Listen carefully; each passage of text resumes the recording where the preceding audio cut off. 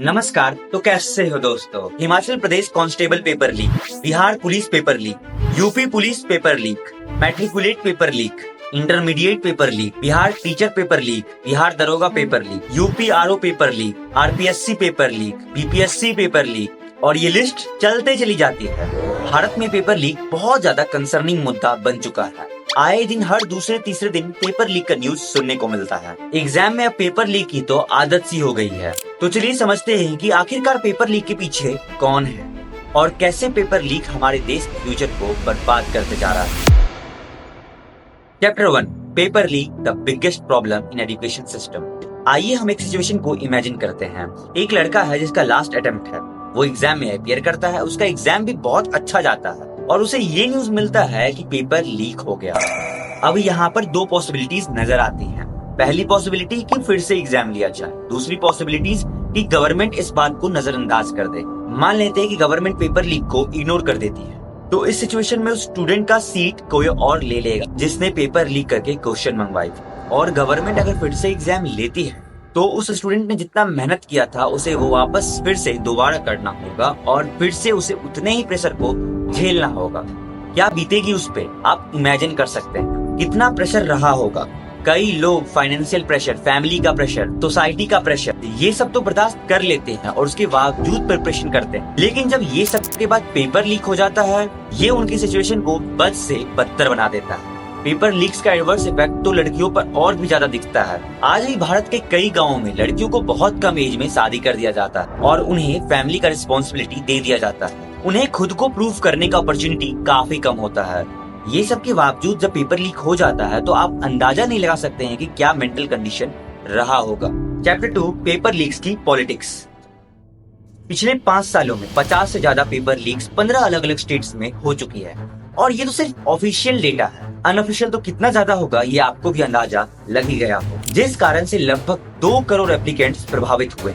और paper leaks के मामले में सबसे टॉप पर रहा राजस्थान, जिसे पेपर लीक्स का एपिसेंटर भी कहा जा सकता है। राजस्थान में पिछले 5 सालों में 7 पेपर लीक्स हुई हैं। राजस्थान में कांग्रेस के अशोक गहलोत जी की लीडरशिप के अंदर लगभग 6000 पोस्ट के लिए हेल्ड की गई एग्जाम में लगभग 8 लाख एप्लीकेंट्स प्रभावित हुए। 2023 के राजस्थान इलेक्शन में बीजेपी इस मुद्दे को बहुत ज्यादा उठाती है और बहुत ही ज्यादा इस मुद्दे को लेकर के कैंपेन भी करती है। राजस्थान में जितनी बार पेपर लीक होते हैं वो हर बार पूरे राज्य को शर्मिंदगी से भर देते हैं। यहाँ की कांग्रेस सरकार पेपर लीक माफिया को संरक्षण देती है। लेकिन जब 2024 में यूपी आरओ और यूपी पुलिस का पेपर लीक होता है, उसके बाद कांग्रेस भी इस मुद्दे को बहुत ज्यादा उठाने लगती है लोकसभा के इलेक्शन के कैंपेन्स में।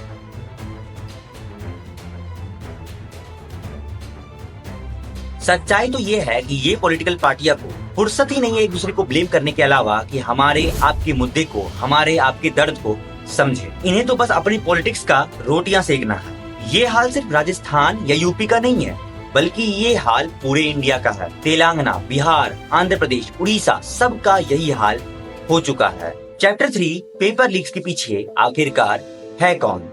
एजुकेशन सिस्टम के अंदर के लोग या तो कुछ पैसों के लिए या फिर कुछ फेवर के लिए क्वेश्चन पेपर्स बेच देते हैं। सिक्योरिटी लैब्स के कारण भी पेपर लीक्स होती हैं। अगर सही तरीके से प्रिंटिंग, स्टोरेज या डिस्ट्रीब्यूशन नहीं किया जाए तो पेपर लीक्स की चांसेस बहुत ज्यादा बढ़ जाती है। अगर टेक्नोलॉजी हमारे लिए वरदान है तो गलत हाथों में जाने के बाद ये हमारे लिए अभिशाप से भी कम नहीं है। हजार हैकर्स लगे रहते हैं कि क्वेश्चन पेपर्स को एसेस कर लिया जाए। अगर उनमें से एक हैकर भी कामयाब हो गया तो पेपर लीक हो जाएगा।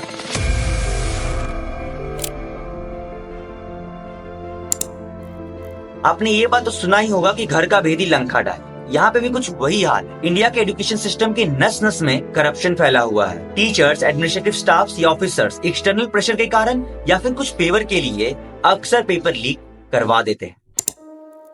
सबसे बड़ा नुकसान तो यही है कि एजुकेशन सिस्टम से ट्रस्ट खत्म हो जाता है। अगर एक बार पेपर लीक हो जाता है तो दोबारा वो एग्जाम देने का इच्छा नहीं करता है, क्योंकि पता रहता है कि हो सकता है इस बार भी पेपर लीक हो जाए। पेपर लीक होती है और पेपर कैंसिल हो जाता है। चाहे कैंसिल नहीं भी होता है, गवर्नमेंट उसे इग्नोर कर दे, यहाँ पे क्लियरली उन स्टूडेंट्स के साथ नाइंसाफी हो रहा है जो ईमानदारी से मेहनत करते हैं, जो दिन रात लगा देते हैं पढ़ाई करने, वो भी उतने सारे प्रेशर के बीच में। क्या ये पार्टियां पेपर लीक के पॉलिटिक्स को नहीं बंद कर सकती है? क्या राज्य सरकार और केंद्र सरकार दोनों मिलकर के पेपर लीक की प्रॉब्लम को सॉल्व नहीं कर सकती है?